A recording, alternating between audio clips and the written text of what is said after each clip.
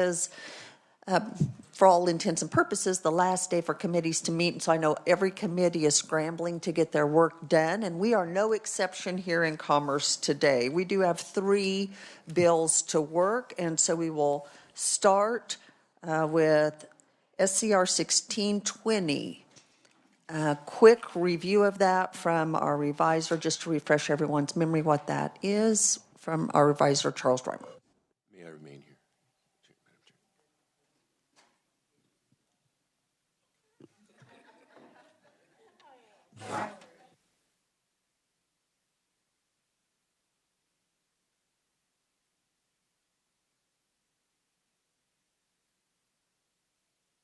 Can't have a good view of them.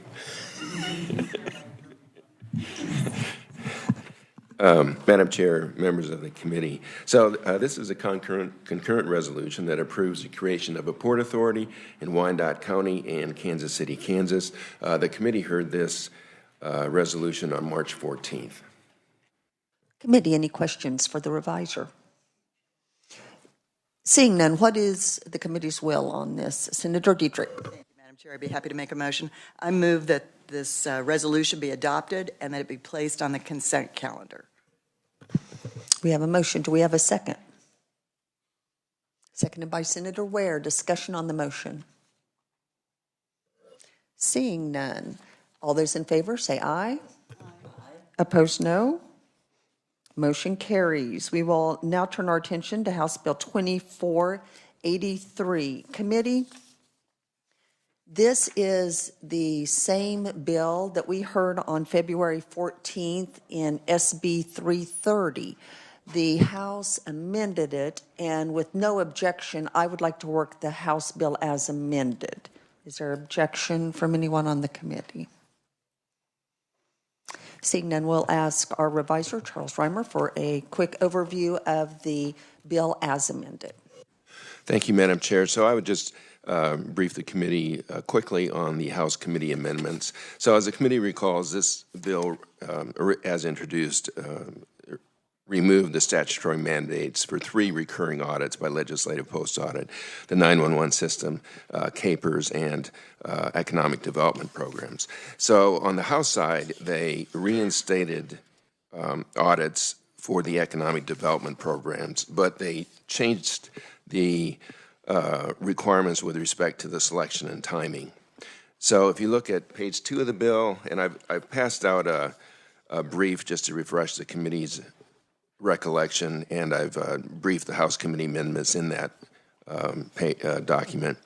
So the programs subject to the audit requirement were changed by the House committee to be limited to those programs that are new, provide more than $50,000 of annual incentives from administering agencies, have not previously been audited pursuant to the statute, and have been recommended for review by either the House Committee on Commerce or the Senate Committee on Commerce.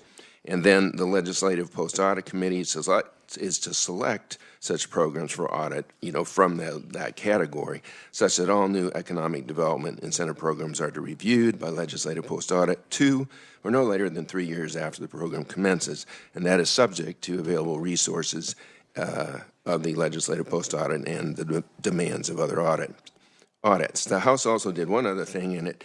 If you look at page 2 of the bill, lines 20 to 22, it struck a requirement in the 911 system audit statute that the legislature review the Kansas 911 Act at regular intervals of 5 years.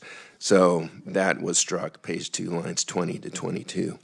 As amended, this bill passed the House 120 to 0. If enacted, it would become effective July 1st, 2024.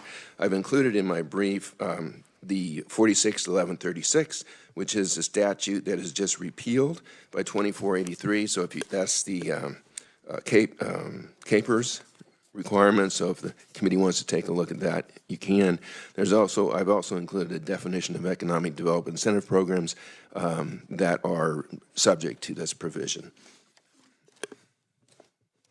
Committee, what questions do you have for the revisor? Senator Tyson. Thank you, Madam Chairman. On your definition of economic development, would that include tax incentive programs such as APEX? Would they fall under Would they be audited, or is it just, I'm trying to figure out your parameters for economic development. So the statute references the definition of economic development incentive programs in KSA 7450-226, and I've included that. I've taken that definition out of the bill and I put it at the last page of my brief. So that would include any tax credit program, any economic development incentive program administered by the Secretary of Commerce. So that certainly would include the APEX program. Although, as amended, I guess, the issue would be whether that's considered new. So that would be something maybe that Legislative Post-Audit Committee, because they have the responsibility to select from those audits that are eligible, from those programs that are eligible. Senator Tyson. I just don't have that statute in front of me, and so I don't know what the reference is or the language, so that's why I was asking for clarification. Thank you, Madam Chairman. Other questions for the reviser? Senator Dietrich. Thank you, Madam Chair. I don't have a question, but I do have an amendment. And I think Charles Okay.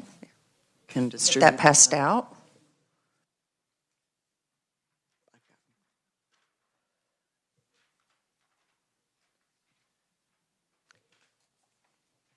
It looks pretty straightforward. Senator, would you like to explain your amendment? Sure. On page 3, if you just turn that handout over, it's just changing the review period for legislative post-audit from every 3 or 4th year to every 4th or 5th year. And primarily, we've heard this before, that it just gives them the time to be able to assess the program over a significant period of time where they can actually bring us a report with results. Let's have a motion. Do you want to move your amendment? Madam Chair, I would move my amendment on House Bill 2483. We have a motion. We have a second from Senator Ware. And did you have a question, Senator Ware? I have a comment. Having been on legislative post-audit now for 3 years, this makes sense. It's not only is it an awful lot of the auditing department's time and effort to do it in 2 years, you really don't get anything meaningful in that short a time. So this makes sense to me. Other questions or comments on the amendment? Seeing none, we have a motion and a second. All those in favor say aye. Opposed, no. Motion carries. We're back on the bill. Are there any other amendments? Seeing none, committee, what is the will of the committee on this bill? Senator Dietrich. Thank you, Madam Chair. I would move that we pass out House Bill 2483 as amended favorably for passage. We have a motion. Do we have a second? Seconded by Senator Peck. Any discussion on the motion? Seeing none, all those in favor say aye. Opposed, no. Do you wish to be recorded? Motion passes. We will now go to our final bill to work, which is House Bill 2648. And if we could get a quick refresher on that from our reviser, Charles Reimer. Thank you, Madam Chair, members of the committee. The committee will recall this bill was heard by this committee just a couple days ago on March 19th. This makes changes to the process and requirements for approval of regulations, specifically with respect to the economic impact statement and review of costs expected to be incurred by businesses. Sets a new limit for of $1 million over 5 years from the following adoption of the regulation that would kind of trigger the requirement for further review, and also provides for a ratification process by the legislature. Committee, any questions for the reviser? Senator Schallenberger. I don't have any questions. I just want to thank the reviser for staying after the last committee meeting and clearing up the questions that I did have. Thanks. Any other comments or questions? Are there any amendments on this bill? Seeing none, committee, what is the will on this bill? Senator Dietrich? Thank you, Madam Chair. I would move that we pass out House Bill 2648 favorably. We have a motion. Do we have a second? Seconded by Senator Schallenberger. Discussion on the motion. Senator Ware. Well, I hope we don't put it on the consent calendar. I do have concerns about this bill. The taking it from 3 million down to 1 million as the threshold. There's just so many issues that are not popping in my head right this minute. The biggest one, honestly, is probably that once again, we're putting our thumb on the scale and tipping the balance of powers of the three branches of government. And as frustrating as it is, because I've been on rules and regs, and I know that you feel like you're just sitting there and listening to all of this and digging into the details of bills, and then you don't have any say on anything. And I understand how that can feel frustrating, but